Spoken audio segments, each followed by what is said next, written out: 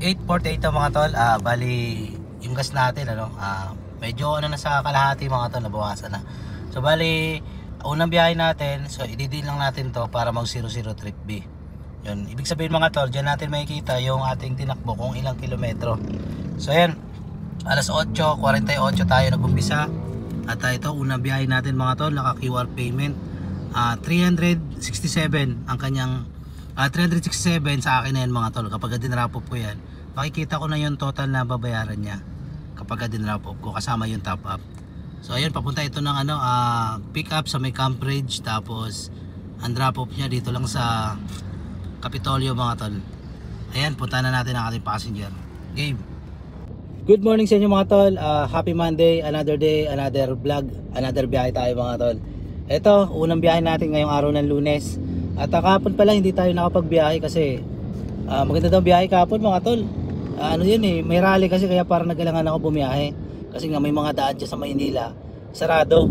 Pero ngayon, biyahe na tayo mga tol kasi naubusan tayo ng budget. Hindi kasi ako nakabiyahe ng Sabado at saka Linggo. Kaya biyahe tayo ngayon, kuha tayo ng pang-budget. Tsaka hindi tayo pupunta ng Maynila. Opo, kasi maraming daan kasi doon sarado, lalo na dito sa Luneta at saka sa may Quirino Grandstand mga tol. So ayun, pick up tayo ng pasahero. Unang putok mga tol, 1:55 PM na mga tol. So bali ito, mag-off na tayo ng saver mga tol. Kasi magra-rush hour na ulit mga tol in-off ko muna. Tapos yung kinita na natin mga tol ay nasa 1,483. Ilang booking to mga tol, dami tayong cancel. 8:43 tayo nag-umpisa, pinasukan ng booking. So ayan mga tol, tapos puro tayo sever kanina paglagpas ng alas 10 o alas 11 ng umaga. Ngayon in-off na natin yung saver at online na ulit tayo mga tol. Yun ay nag-verification mga tol. Tignan natin to, identify daw gwapo ko mga tol. So ayan, online ulit tayo mga tol. Pambira talaga naka-off na yung saver natin. So ayan, alas 8 talaga umpisa, mag alas 9 na o mag alas 2 na rin mga tol. Ngayon mga tol, pupunta tayo ng lalapit tayo dito sa may Julia Vargas. Dito tayo tatambay. Sana makakuha ko ng booking. Ay ito na, may pumasok na. Pambira Santo Rizal, Makati. Okay mga tol, Makati, lapit na ng pick up, standard. Yun, dali na. 2:22 na mga tol at 71.7 km po na itakbo natin. At ito mga tol, pinasukan ulit tayo ng booking papunta ng BGC. Ayan mga tol. So bali sa akin dyan ay 104. Punta na natin mga tol. Ayan, sana kumota tayo ngayong araw na to, kahit tanghali na tayo lumabas. 71.7 km na yung itakbo natin. At ito, pipick up ulit tayo ng panibagong pasahero. Standard lang to mga tol. Sana kumota tayo ngayong araw na to. Yung mga ibang biyahe natin hindi ko na na-video mga tol, kasi sunod-sunod talaga yung pasahero mga tol. Kahit maliliit yung yung booking, sunod-sunod hindi tayo makabuelo ng pagka video kasi kung saan natin binaba yung pasahero, dun din yung pick up. Pero ngayon natsyempohan natin na ang pick up niya ay malayo, kaya yun, nakakapag-video ulit tayo mga tol. Alam nyo mga tol, sa totoo lang dito sa Grab mga tol, okay naman. Kumbaga talagang kumikita naman mga tol. Kasi kung isipin mo, kung hindi kumikita, hindi ko mahuhulugan tong unit na to. Totoo talaga, kumikita talaga siya. Kailangan mo lang talaga ng pasensya at tiyaga. Siguro mas kung gusto mong kumita at makaipon, 12 hours talagang biyahe mo. Kasi kung babiyahe ka ng mga maiksing oras, kagaya ng 8 hours, 7 hours, 5 hours, talagang hindi ka kikita mga tol, pangkain at panghulog ng sasakyan lang. Paano naman yung yung savings mo? O di wala kang savings. So kung gusto mo may savings, taasan mo talaga ng ng oras. At ang kagandahan dito mga tol, kapag tumagal na kayo, makakabisado nyo na yung area kung saan ang maraming booking, saan ang matumal, at paano yung diskarte para hindi kayo maipit sa traffic. At syempre kung kapag rush hour, hindi kayo pasukan ng gurame. So yun yung mga discarded paraan na pwede kong i-share sa inyo dito. Basta i-subscribe nyo lang ako mga tol, at i-follow nyo ako sa aking Facebook page, Tong Beats. Araw-araw at oras-oras pa ako nag-update dun sa page na yun mga tol. So yun lang, malapit na tayo sa pick up location. So yun mga tol, drop off na natin ating pasahero, no? 104 sa akin.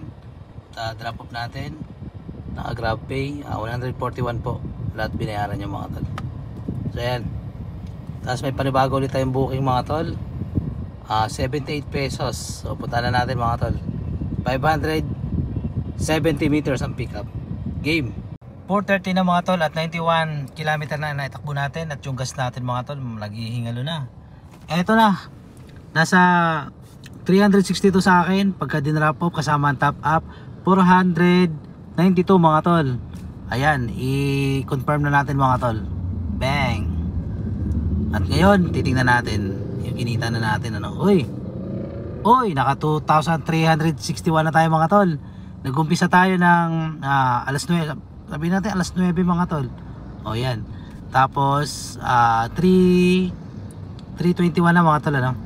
Ay hindi, puro na pala mga tol. Alas 4 na pala ng hapon.